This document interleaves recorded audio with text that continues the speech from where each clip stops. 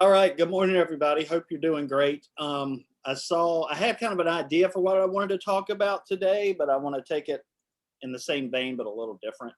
Um, because I saw something yesterday that I thought was just a helpful reminder for being having a good strategy and approach to being active and visible on social media. You know, we talk a lot about the importance of social media and how it is important to celebrate your successes, but also show that you're a person and not only about real estate, which, you know, it's why we don't brand ourselves really as anything but who we are as people, right? Which I think is important.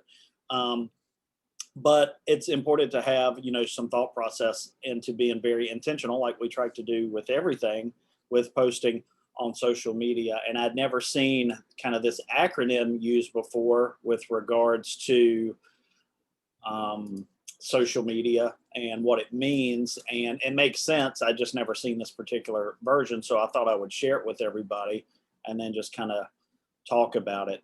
Tell me though, before I do that, what strategy, if any, do you currently have with regards to your social media?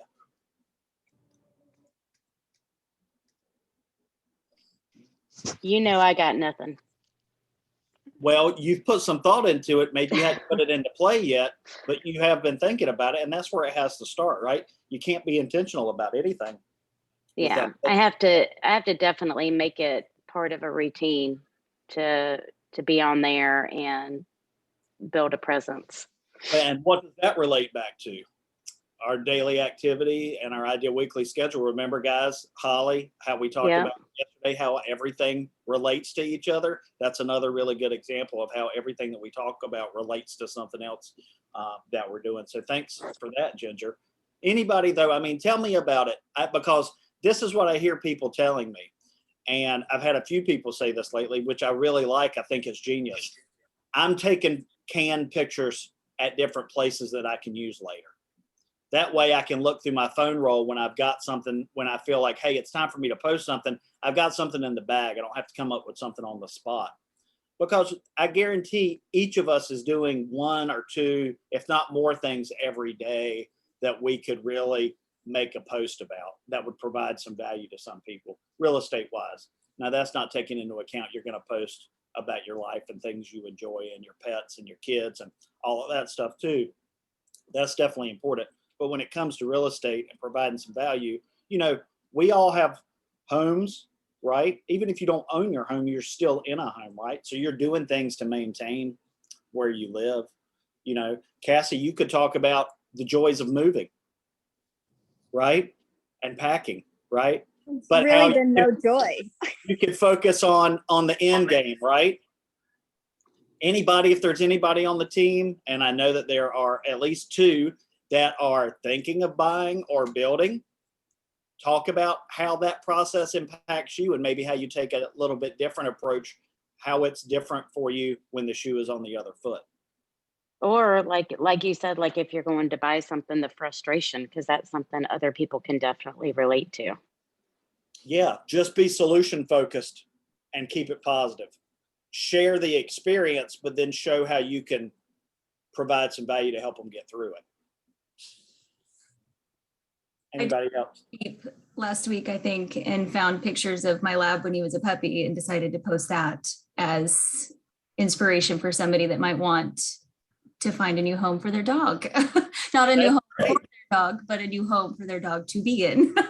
You know what? I think that I should do this post. Like post a picture of your dog a year ago when it was a puppy and then post it now and say, I don't know what's grown more over the past year, my dog or the equity of my house. You ready to buy or sell? Let's go. Right. You know, have fun with stuff. Make it stuff people relate to. Also, and not everybody on the call has been around for this, but you know, about a year ago, we got into about a nice 3 to 4 month stretch where people were doing these great videos weekly that really resonated with people and they were getting a lot of good feedback. And of course, people get busy and they don't make it a priority and you get away from it. But people love to see that stuff. Posts are nice, pictures are great, but videos really resonate with people. And people are scrolling, and test it on yourself. Do you stop when you see there's a video more than you stop and look at pictures?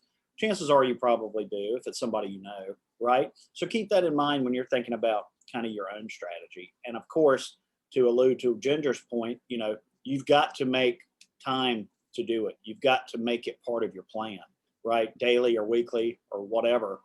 Have some sort of strategy to it. Whether it's, you know, every Monday I post something from my family that we did over the weekend, or every Wednesday I post something to provide value about the process. Every Friday I post, you know, my contracts for the week or something like that. Anything, just try to have some thought process behind it. And also, you know, you're going to do things as things are happening too. You get a contract, you have a closing, you want to celebrate those. And that kind of helps tie into this thing that I found. And I'm going to share my screen so you can see it. Where is it?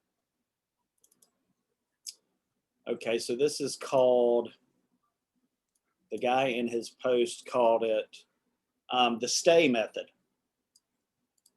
And basically it is what you see here. S.T.A.Y. You're using these 4 letters to give you kind of a strategy for your social media. So what do these things mean? Let's walk through it really quickly. S, sell with a story. It's time to show the world what you do, what you have for sale, who you've helped, how your company's doing, etc. Sell with a story. It's easy to show what you've done, right? Look, here's a closing. Look, here's a contract. Look, here's a family. But what people resonate with is when you go that little bit extra and include a couple of sentences about the experience. I first connected with Bob and Shelley in 2017. They were talking about relocating to the area to be closer to their grandkids, but a lot of things had to fall in place. First and foremost, they had to sell their house out in Utah. So I helped them find a great agent there who got them comfortable and helped them line everything up to get things on the market there. At the same time, we were exploring opportunities in areas they wanted to focus on here at the coast or in Raleigh or whatever. 2 years later, the stars aligned. They found the place they wanted. They were able to get it under contract quick and sell their house at the same time. And last week they moved in, and there's a picture of them with their grandkids celebrating at closing, something like that. You know, tell a story. That's what people resonate with. The second T is teach. You know, teach the consumer by explaining things, provide value. That's what we really are, right? We're teachers, we're educators, we're helping people understand this process that, and you know, we talk about it, we take it for granted because now we do it every day, but other people don't, and it seems incredibly complicated to them. And what we can do is sell ourselves short because we know it so well, right? So we're just like, oh yeah, this is what I do. Okay, blah, blah, blah. Remember, we talked about slowing down. Slow down and understand that they want you to provide that value to them and teach them. So you're not only doing it in person, you know, take the opportunity to do it through your social media as well. And this can be learning experience for you too. One of the first posts I did in real estate, which was just small and quirky, but it resonated with me, was when I learned that, and it doesn't apply all the time, but in most cases, if the outlets on the wall are flipped upside down, that usually means it's operated by a switch. So it's like you plug a lamp into it, you can turn the lamp on when you come into a room. That's what that means when you go into a room. And I didn't know that until I got into real estate. And it's fun to point that out when you're showing a home, especially as we probably all have, when you go into a home and there's a bedroom and there's no ceiling fixture, right? There's no light on the ceiling. So you can point and say, oh, well, that outlet right there is the one that's operated by the switch. They probably had a lamp plugged into it. You can do that until you get a fixture hung. Something like that. Again, little value, nothing that complicated, but things that people don't necessarily know. Let's see. Hold on. I lost my place in my email. All right. Advice. This one can be easy, as easy as a quote about your life or leadership, or you can get into giving advice about something that you're great at. Think of a hobby, explain how you do what you do. Gardening, running, gaming. Doesn't necessarily have to be about real estate. can be, right? But we don't want all of our social media presence to be about real estate. Make it a recommendation for where you and your friends or your spouse like to take a staycation, if you ever do that. Where's a great new restaurant that just opened that you finally got to try out and you want to tell other people about it. Also gives you a great opportunity to tag that restaurant, maybe get an extra follow, right? To expand your visibility. Things like that. It can be really simple. It can be, again, things you're doing around the house, cutting, trimming your bushes outside, working on your lawnmower, putting your boat in the water, anything, have fun with it. It's literally limitless. You can make it about anything. And again, have fun with it. And then why? The why is what? The why is you. So at the end of the day, it comes back to you. Show people the things you do on a daily basis. Tell a story about, like we said, where you eat, what you listen to, what you watch, what you think. Let people get to know you. Because what is our business about? It's about building relationships. You got to put yourself out there so people can be drawn to you and feel like they know you. And even if they don't, or they don't interact with your post, I promise you people are watching what you're putting out there. And the longer you're in this business, the more you will have somebody come to you that you haven't talked to or heard from, or maybe even seen anything from them in years because they're on social, but they're not doing much. And they're like, hey, can you help me with this? Or, hey, I've got somebody I need you to help. I know we can almost all, especially those who've been doing it for more than a year, can share stories like that. So the whole purpose of this S.T.A.Y method is to just give you a little bit more of, an approach with some intent to make things happen. And if you're struggling with ideas to get things out there, maybe to just help you game plan. Any thoughts or, examples, anything? This doesn't have to be a conversation that takes that long.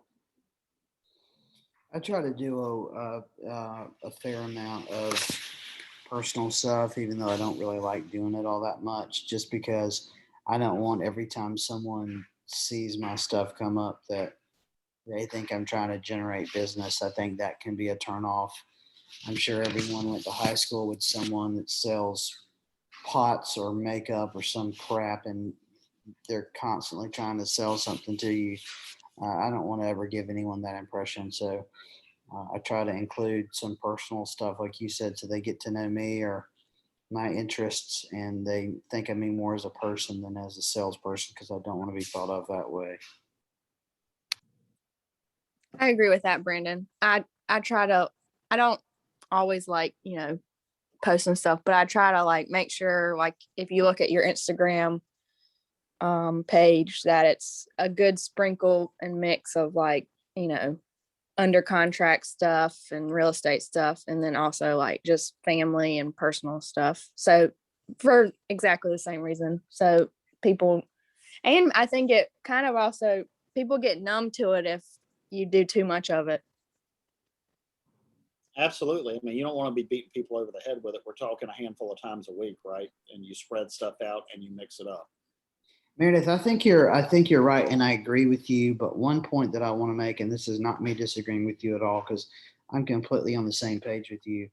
One thing I think a lot of agents may make a mistake is we think that we get tired of the real estate stuff because we are used to seeing it because we're following our peers and colleagues on our team and in other firms.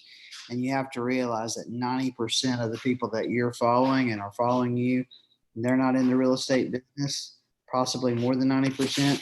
So they're not seeing 17 agents at Oceanair constantly putting up under contract, closed, new listing, coming soon, blah, blah, blah, blah. For most people, you are one or maybe three of the agents that they are seeing on social media, right? So that's something that clicked for me one day, because I was like, man, I'm tired of posting this stuff because it's all I see in my feed, but I ain't posting it for the other agents. I don't care what they think about. I'm thinking of the 90+% of people who follow me who aren't in real estate, who likely are not following other realtors. And even when I have a slow month, I've had this happen several times. I have a slow month and I feel like my pipeline's not performing like I want it to. And someone, sure enough, is like man, you're killing it. Every time I turn around, you're doing something. I'm like, hell yes, I am. Aren't you ready to get something else? And so you never know. But those are the impressions we want people to have. That's a really great point. And just to kind of, hammer it in a little bit further, how many of you have had somebody reach out and say, man, you're killing it, and at the same time you didn't feel like you were killing it? But perception is 99 tenths or whatever of reality, right? That's what people perceive is what is how they're going to react to it. And besides, people don't realize that selling even 12 homes a year puts you in the top 90% of producers, because so many agents out there just aren't doing it. And when you get to that 18 or 24 point, now you're in the top 3% really of agents that are in this business, and the amount of business they're doing on a year-to-year basis. So, it can kind of be a self-fulfilling prophecy too. You put it out there, people start to recognize it, then it generates more business, and it just kind of goes from there. Stephanie is a really good example. She does a good job of sharing her stuff. We were looking at her numbers the other day. She does a great job of managing her systems, as we all try to do, right? But I think it was like 60 or 65% of her business now is from S.T.A.Y. And after you've been in this business 2 or 3 years, you really should be working towards that point. And it's because, you're putting it out there, you're being visible.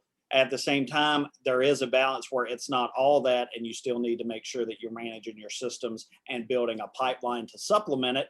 But that's how, and she's a good example, and certainly not the only one on the team, but she's in the top left-hand corner, and my eye goes there first, of how you get from here's your baseline goal to now this is what you're actually achieving. Because your prospecting and your pipeline from your team leads get you to here, and then all those other things that come in from your spear fast clients get you up into the stratosphere. And that's really how it works. Brandon's at the same point. That's exactly what Krista's doing. Charles is getting there now. It's the same theme. Felicia is doing it with people who have been in the business for a couple of years. That's the way you want the needle to move. That should be what you have your sight set on, right? And that's why the team also builds it that way, to give you more of what you earn, because I know eventually you're going to be relying more on your leads, right? So you should get more of that. That's the goal. That's where I want everybody to get. You're producing more, but more of it is coming from your sphere because you've built your brand. People see it. Now they see you as a resource and they come to you.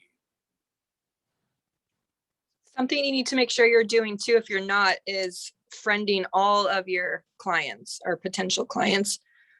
Things that you post on social media isn't necessarily for just your friends too, because I've gotten several referrals from my friends on Facebook that are seeing it, and they're referring me to other people based on my post that I'm not even friends with. That's a great idea. I friend people as soon as I put them in my phone because they're a new client, and then it shows up on my Facebook that, hey, this is somebody you know. Or I just go actively seek them and add them. And if they're talking to they're closed. Agents, if they're talking to a few different agents, let's be honest, a lot of people are, and you're not even necessarily aware of that. I feel like it puts you a step ahead because they're now seeing your posts on Facebook, or you can like and comment on their photos. Absolutely. 100%. I saw this funny thing the other day where it's like, I've never even met half your kids in real life, but a picture pops up and I'm like, oh, how did little Sarah already go into first grade? That's so true. People that you don't know, but you follow on Facebook, it makes you feel like you really do know them. Mm-hmm. And especially with someone who, is a client or coming towards being a client, or just, a friend of a friend or something like that, that you're connected to, that doesn't know you in real life, quote unquote, right? If we're all about relationships, this is a way to build a relationship without really putting that much effort into it, right? You're just visible to other people. And honestly, the name of our game is building relationships, but you can't do that unless you get in front of people, right? So put yourself out there. But again, have fun with it. It's not formulaic. This is a best practice, right, to give you some ideas, but it has to feel organic. You have to have fun with it. It can't feel forced. I don't want anybody to feel forced. What I want you to do is strive to find a way to enjoy doing it and have fun with it while seeing the value of it. Any other thoughts or comments or questions or examples they want to share?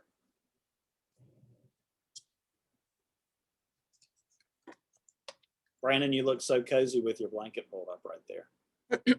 Fantastic. So great. I've got nothing on the calendar today. I'm legitimately going to stay here as long as the dogs will sleep and make calls. That's all I'm doing all day. It's a great feeling. I haven't done this and it's been a long time. Rock and roll. Well, let me let you get to it and keep you from getting Brandon, behind. you don't want to come help unpack? It looks like Cassie's in her closet. Yeah, I think by the time I got there, you should have it completed. Oh, no. Cassie, can I come by Monday and take a look after the meeting? Absolutely. Oh, well, I'd love to. That would be great. Yeah, I can't promise what state it will be in, but hopefully a little bit better. I'm just going to walk straight through to the back if that's okay. That's what I want. Yeah, absolutely. How about team meeting at Cassie's on Cassie's? Oh yeah, we can do a field trip. That works. That works too. All right. Well, thanks everybody for jumping on. I'll email out the link in a little while and post it for future reference for everybody. I appreciate your participation. Real quick, I'll email about this too. I'm leaving town on Tuesday and we'll be gone for about a week and a half. Brandon's going to be running things while I'm gone. We won't be having any individual team meetings. I'm going to do payroll either Monday afternoon or Tuesday, and then I won't be able to do it until I get back. So please, if you've got any closings coming or whatever, get everything to April as soon as possible. Make sure those checks are getting to me as soon as possible, and I will be as completely caught up as I can before I leave. Okay? So Doug, I have a closing Friday. Can I go pick up the check and just hand it to you Monday? You absolutely can. And that Okay. applies to everybody. If you want to do that between now and the end of the week and get it, just give it to me at the beginning of the week. That way I can get it all done before I leave. Awesome. Thanks, everybody. Have a great day. I'll see you Monday. Bye. Bye. Bye.